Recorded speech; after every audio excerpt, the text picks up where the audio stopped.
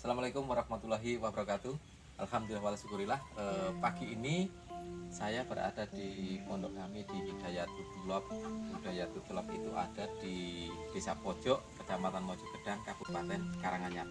Jadi mendukung kemandirian sebuah pondok pesantren, salah satunya memang menggunakan yang namanya bagaimana pondok juga menjadi sentral bisnis, baik bidang agro, baik bidang manufacturing, marketing ataupun apapun. Jadi para santri di sini dibagi juga menjadi bagian yang pertama ini di belakang saya. Ini salah satu contoh usaha bidang agro. Ini domba yang sekarang ini sudah mulai dipisah-pisahkan. Ini ada yang pejantan kita pisahkan karena ini sudah ada hamil lagi, dan nanti kita pisahkan lagi, yang hamil sudah hamil 2 kita pisahkan lagi ke tempat yang berbeda supaya lebih aman untuk anak-anaknya.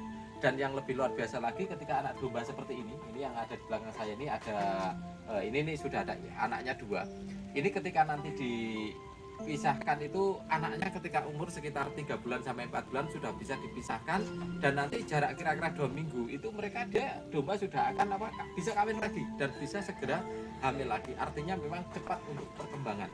Dan yang lebih bisa dibilang sebagai potensi ekonomi yang lebih besar lagi untuk bidang agro ini, jadi kohenya ini bagian bawah sudah terpisah, ada kohe, ada urin, jadi sudah terpisah, dan itu akan menjadi produk yang juga memiliki nilai ekonomi yang luar biasa. Bukan hanya untuk perkebunan yang ada di sekitar, tapi juga bisa dijual ke masyarakat sekitar sehingga bisa mengurangi proses kimia di ladang ataupun di sawah dari warga di daerah Mojokedang ini. Hal yang kita lakukan ini selain ada pemisahan kohe, urin dan lain-lain, ini makanan yang digunakan untuk domba-domba ini semuanya sudah full. Ini menggunakan silase semuanya.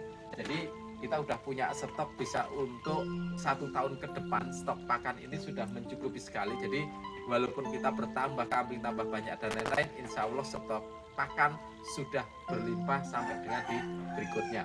Dan kita akan lihat lagi uji coba di satu produk di agro yang kita kembangkan lagi.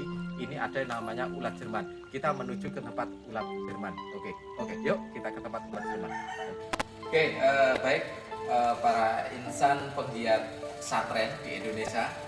Saya Yan Sudianto sebagai Ketua Umum, Wakil Ketua Umum ya. Jadi Wakil Ketua Umum Ikatan Pesantren Indonesia yang kita memiliki kalau di Ikatan Pesantren Indonesia itu salah satunya dengan visi Madain. Jadi mandiri, berdaya, inovatif. Yang tadi kita ada di sektor untuk domba, untuk kambing. Ini merupakan demplot pilot project yang akan kita lakukan. Jadi ini ada yang namanya budidaya ulat Jerman, dan ini sudah berhasil sampai sudah beberapa keturunan sudah mulai berjualan. Satu box ini bisa berisi 3 kilo ulat Jerman, dan setiap 1 kilo itu pasaran sekarang sekitar Rp40.000.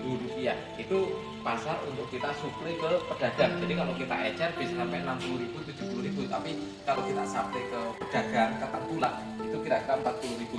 Ulat Jerman ini kalau dikembangkan sangat mudah sekali, dan kalau beberapa pegiat pesantren baik di Majelis Taklim, di tempatnya masjid ya, di tamir masjid maupun di pondok pesantren ya, dengan atau apapun, ini juga menjadi alternatif kembangan yang ini bisa digunakan karena ini banyak dipakai, banyak digunakan masyarakat untuk pakan burung ocehan, burung peliharaan dan lain-lain, untuk vitamin, ikan koi, ikan predator, bisa juga untuk kalau misalnya banyak yang berlibur mancing di tempat pemancingan. Dan ini sekarang ini pasar paling besar memang 3 hal itu.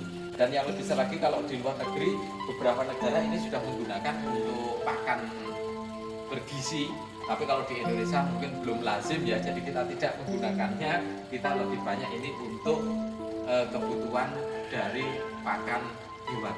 Jadi ini bisa diberdayakan di pondok dengan space tempat yang sempit.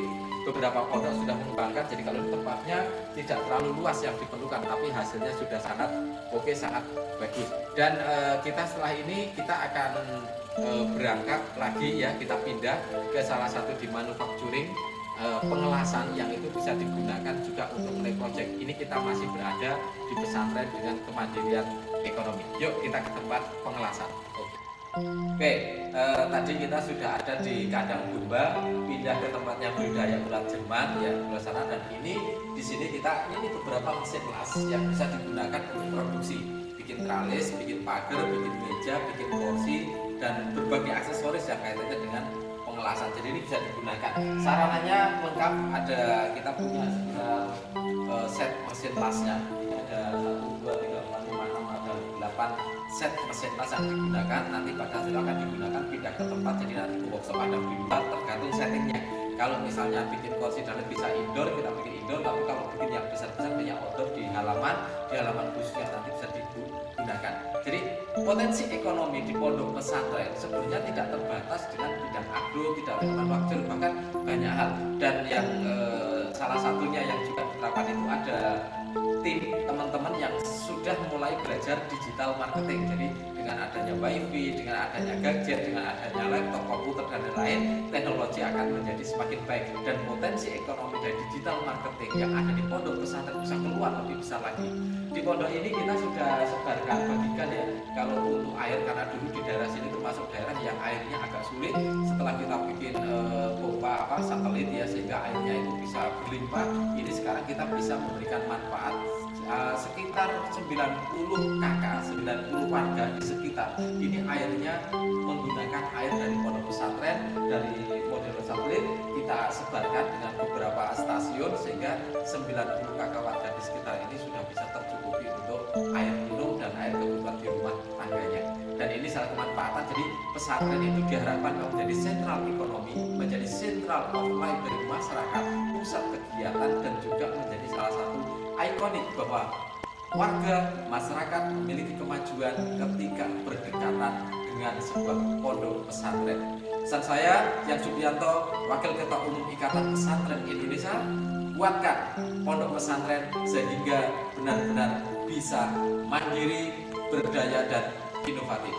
Sampai ketemu di video yang berikutnya. Wassalamualaikum warahmatullahi wabarakatuh.